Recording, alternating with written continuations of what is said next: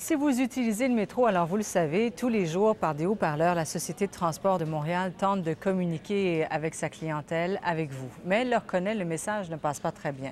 Alors pour son 40e anniversaire, le métro s'offre un tout nouveau système de communication. Mélanie Bourgeois.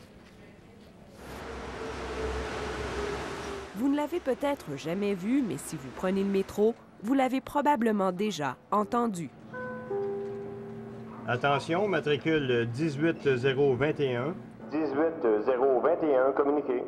Le problème, c'est que souvent, on l'entend, mais on ne le comprend pas. Le système de sonorisation du métro est vieux et n'a pas été conçu pour ça. En 1966, le système de son était strictement destiné pour les employés.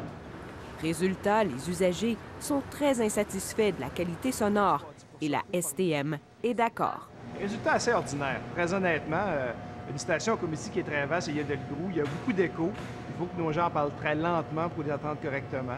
Mais tout cela va changer sous peu. Le système de son passera de ça à ça. C'est complètement différent. On passe de l'ère analogique à l'ère numérique, un peu comme on a fait chez nous avec nos vieux disques de vinyle ou disques compacts. Les 18 millions investis serviront aussi à acheter et à installer de nouveaux haut-parleurs partout dans le réseau, y compris dans les voitures. Pour vous donner une idée d'une station normale, on a à peu près 30 haut-parleurs actuellement. Avec le nouveau système, on en aura jusqu'à 400, ce qui est beaucoup plus performant. Rien n'a été laissé au hasard. J'ai passé 2 années à plein temps là, sur le projet, à étudier chacune des stations une par une, et à faire des relevés, à prévoir le type de haut-parleurs à installer, puis à définir tous les besoins qu'il y allait avoir.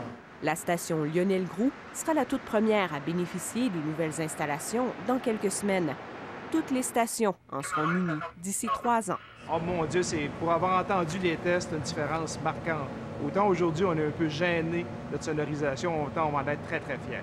Oui, ça va être bien, ça va être un plus. Mélanie Bourgeois, Radio-Canada, Montréal.